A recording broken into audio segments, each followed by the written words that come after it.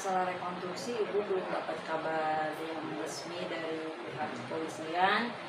Kemarin pun kita dapat kabar dari media bahwa ada rekonstruksi, dan kebetulan kita lagi kumpul juga di sini, lagi ngebahas sama tim yang lain. Tiba-tiba ada berita dari media ada rekonstruksi, kita langsung lari ke TKP pertama di SMP 11. Di situ memang sudah banyak warga penuh, dan kita juga kaget kenapa kita sebagai kuasa hukum tidak diberitahu gitu kan, apakah ini benar rekonstruksi atau bukan. Kita juga tidak dapat penjelasan. Akhirnya kita menunggu sampai ada mobil polisi datang, dan kita mencari ada penyidik tidak untuk menanyakan apakah betul rekonstruksi akan dilaksanakan hari itu, tapi tidak bertemu dengan penyidik sampai mobil polisi dan juga mobil yang di belakangnya itu melaju ke TKP terakhir di Jembatan Layang di Talun. Kita pun masih mencari penyidik dan beberapa petugas kepolisian untuk menanyakan bahwa ini betul akan dilaksanakan rekonstruksi, apakah rekonstruksi terhadap Peggy atau terdakwa sebelumnya. Kita mencari-cari dan meminta penjelasan, tapi ada satu yang memberikan penjelasan bilangnya dari petugas keamanan, katanya ini bukan rekonstruksi tapi hanya rekonstruksi atau survei dari pihak kepolisian. Kenapa kita tidak beritahu, jadi tidak terjadi simpang siur seperti ini kan? Kita juga khawatir Peggy Setiawan yang bukan pelakunya dipaksa untuk melakukan rekonstruksi atau olah TKP. Jadi kita juga langsung lari ke TKP seperti itu. Tapi ternyata memang katanya ini hanya survei seperti itu. Dan sampai saat ini kita belum dapat kabar resmi kapan rekonstruksi akan dilaksanakan. Kaget lah kalau misalnya Peggy, masa ibunya juga kemarin, masa Peggy nggak melakukan, harus disuruh ini katanya rekonstruksi apa, dia nggak ngerti rekonstruksi harus misalnya melakukan adegan yang tidak dia lakukan gitu. Tapi kalau saudara mungkin Bang Ibu seperti apa sih, mungkin ya tahunya gitu nggak apa-apa dah. Jadi habis itu tuh tanggal 27 malamnya tuh nganter bondol ya, bondol pulang ya. Terus dari bedeng itu tempat tidurnya, dari bedeng kamar ya, melalui jalan kaki ke jalan raya.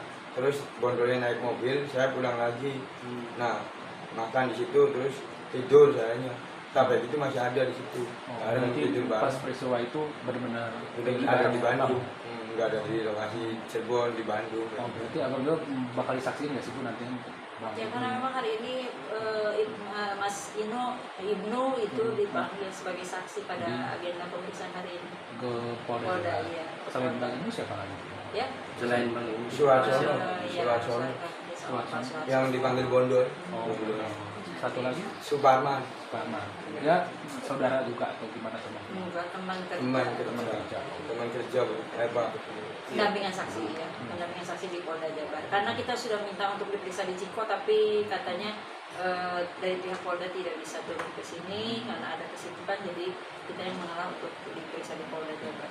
Ya Ibu juga bingung pas ngeliat saya nanti itu mel memberikan keterangan yang akhirnya membuat berita semakin simpang siur. Mel mengatakan di situ kejadian jam 11 di Talun, kemudian pas Duniana di Amal Pusat menyatakan bahwa di BAP-nya jam 10 itu dia dikabari oleh Polsek Talun bahwa putranya kecelakaan. Jadi ini tuh sebenarnya saksi mana yang bisa kita pegang, kita percaya gitu kan memang. Tapi kalau Ibu sih tetap berkeyakinan bahwa Peggy tidak bersalah karena Peggy malam itu tidak ada di Cirebon karena dia sedang bekerja sebagai buruh di Bandung. Apapun yang saksi-saksi katakan yang muncul-muncul seperti ini, Ibu tidak percaya dan diragukan, termasuk saksi Ayap. Ibu meragukan kesaksian ini. Ya Ibu sendiri sebagai majikannya ibunya Peggy ya tahu sendiri kejadian di tahun 2016 itu. Mungkin kalau Ibu bukan sebagai kuasa hukum, mungkin Ibu juga siap bersaksi karena memang Ibu tahu Peggy tidak ada di tempat. Ibu tahu Peggy berangkat ke Bandung itu tanggal 13 Juli 2016 dan kembali tanggal Desember 2020. Ibu sih meragukan gitu. Meragukan. Ibu sih meragukan gitu, kesaksian Mel maupun AF meragukan, jadi akhirnya membuat suasana tampak simpang siur. Iya, simpang siur. Itu dari nanti kalau memang pihak kepolisian memanggil saksi, ya kita tetap kooperatif. Seperti ini kan ada yang dipanggil 3 saksi, ya udah kita kooperatif untuk mengantar mereka memberikan kesaksian apa adanya tanpa harus kita rekayasa ataupun kita harus bicara ini itu. Pokoknya Ibu sampaikan kepada saksi apa yang dia tahu ya dijawab, kalau yang kita tahu ya tidak perlu dijawab. Shock lah, pasti mereka tetap berharap pihak kepolisian akan menganalisa lagi, memeriksa dari nol gitu, karena memang itu bukan Peggy alias Perong, tapi itu adalah Peggy Setiawan.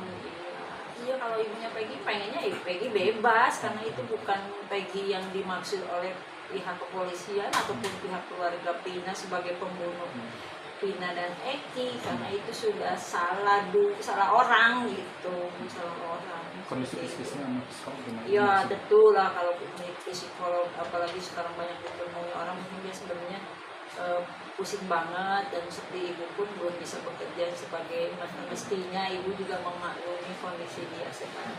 Hanya dijawab apa adanya. Kalau ditanya polisi ya dia jawab yang tahu, karena dia memang saat itu bersama Peggy. Kalau misalnya ditanya ada di mana ya mesti dijawab apa adanya. Karena memang kita tidak rekayasa atau kita tidak harus, apalagi dia polos kok. Ada di Bandung dan tidur di Bandung saat itu sama saya, Arman, Peggy, Robi, saya itu Ibnu, Arman, Peggy, Robi, ada di Bandung orang 4. Nah bapaknya Peggy-nya ke kontrakan, tempat tinggalnya di Bandung. Tapi balik lagi Memang dipanggil lah sama pihak kepolisian kan sesuai prosedur, karena memang itu membuat simpang siur, harusnya ada pemanggilan dong buat Mel juga gitu. Berita simpang siur, kalau kita kan tidak punya kewenangan untuk memanggil Mel, nanti dikiranya kitanya mengintervensi atau apa. Pihak kepolisian aja suruh manggil Mel, apakah benar diperiksa kan sesuai dengan prosedur, ya kita juga nggak tahu apakah memang apa yang dikatakan Mel benar atau tidak. Cuma kita sih ragu gitu kebenarannya, karena kan ada yang bilang juga di situ nggak ada warung, dia tetap bersama dengan ayam mengatakan bahwa ada warung, tapi masyarakat itu juga tahun 2016 nggak ada warung. Ya harusnya sih dikembalikan ke titik nol, apalagi kita sudah tahu DPO 2 dihilangkan, alasan yuridisnya apa, kita juga kan bingung. Ya kalau memang mau tuntas perkara ini ya dikembalikan ke titik nol, mulai dari awal lagi. Kenapa tahun 2016 tidak dilakukan pemanggilan terhadap Peggy Setiawan? Karena penetapan DPO itu harusnya melakukan 3 kali panggilan, kalau si terduga mangkir baru ditetapkan DPO. Tapi ini kan DPO itu hanya diberikan dari keterangan para saksi dengan dituangkan di dalam amar putusan. Tapi setelah amar putusan ada pun DPO itu tidak langsung dicari, tapi dicarinya setelah ada filmnya Pina gitu. Itulah yang membuat dikatakan polisi tidak transparan, tidak bekerjanya tidak profesional. Mungkin itu yang menganalisa dari saya seperti itu. Resilis juga kita nggak dikasih tahu, dan rekonstruksi juga sampai saat ini nggak dikasih tahu. Padahal waktu rekonstruksi juga saya bilang pada petugas pengamanan, kalau misalnya tolong disampaikan kalau memang ada rekonstruksi diberitahu kuasa hukum, karena ini adalah menyangkut nyawa seseorang yang tidak bersalah.